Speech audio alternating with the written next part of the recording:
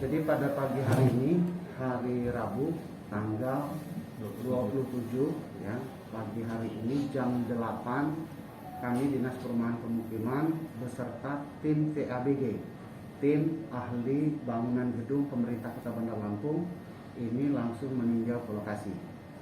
Dan jam 9 kita bersama pihak manajemen Citraland itu lihat ke lokasi. Paling tidak bicara teknis, tim TABG bisa menjelaskan seperti apa. Dan setelah kita lakukan pengecekan dan kita ada rapat di manajemen Citraland, kita sampaikan dan kita perintahkan secara lisan. Mungkin secara tertulis kita akan laporkan dulu dengan Pak Wali dan Pak Sekda, ya kan, suratnya secara tertulis. Tetapi secara lisan kita sudah perintahkan untuk menghentikan 3 bangunan yang sudah pasti, yang rubuh kemarin 2 unit, yang sebelahnya kita hentikan juga, lalu yang sebelah belakang itu masih ada mediasi sama pemilik bangunan. Jadi dengan jelas saya sampaikan kepada pihak manajemen Citraland bahwa 4 bangunan yang berdekatan atau bersebelahan dengan yang rubuh itu tidak boleh diteruskan lagi. Nah, dan kita harap itu akan jadi taman, gitu kan. Selanjutnya terkait masalah perizinan, itu memang sudah diproses dan memang itu sudah berjalan langsung dengan dinas perizinan PTSP dalam hal ini.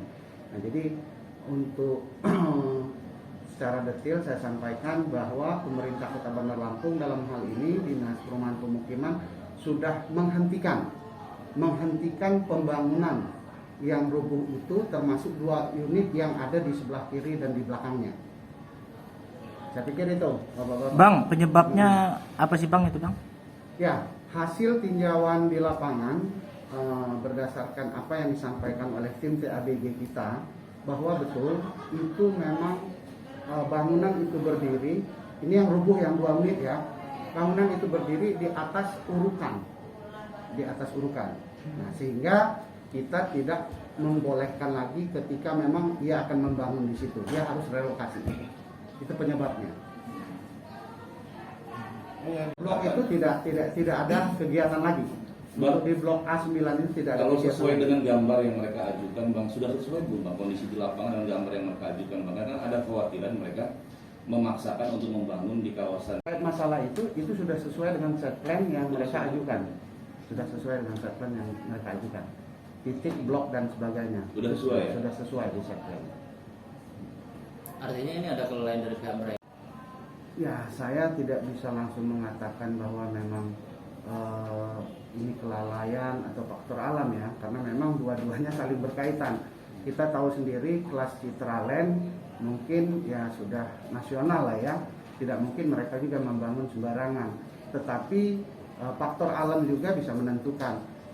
Dari hasil kunjungan kita di lapangan, memang ternyata mereka juga membangun di atas urukan.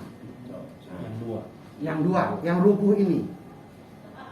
Itu dia. Untuk membuat rekayasa baru masalah piu banjir masih dipertanyakan.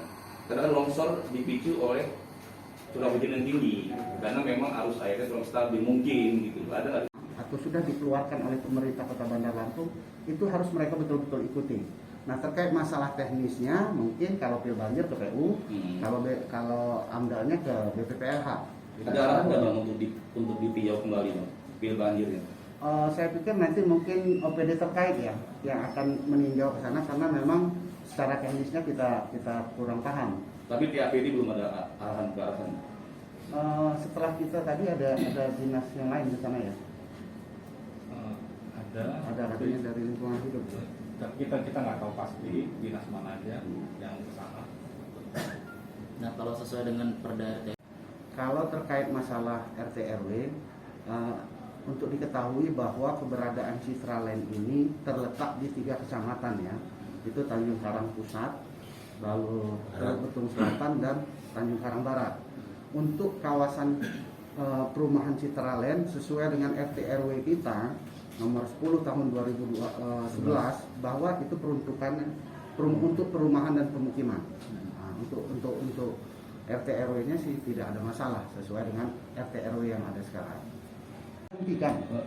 Kita hentikan pembangunan di blok itu ya, dan tidak boleh diteruskan.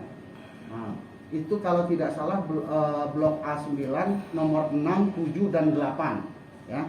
Itu kalau memang dia mau bangun relokasi. Jangan di titik itu lagi. Karena itu tanah uruk yang kita sampaikan tadi. Nah, di situ akan ditempatkan kawasan hijau, Bang. Nah, di situ kita akan sarankan untuk menjadi taman atau seperti apalah supaya dia makin hijau lah seperti itu. Kalau nggak salah waktu 5 tahun yang lalu waktu Pembangunan pertama Citralek, saya kebetulan masih menjabat camat Teluk Pitung Selatan. Nah, pada saat itu juga ada sudah tidak menyalahi. ya, artinya peristiwa yang terjadi kemarin itu apakah ini memang wanti-wanti kita saat awal waktu masih camat, Bang? Ya, Yang sempat apa mengkhawatirkan penolakan waktu itu?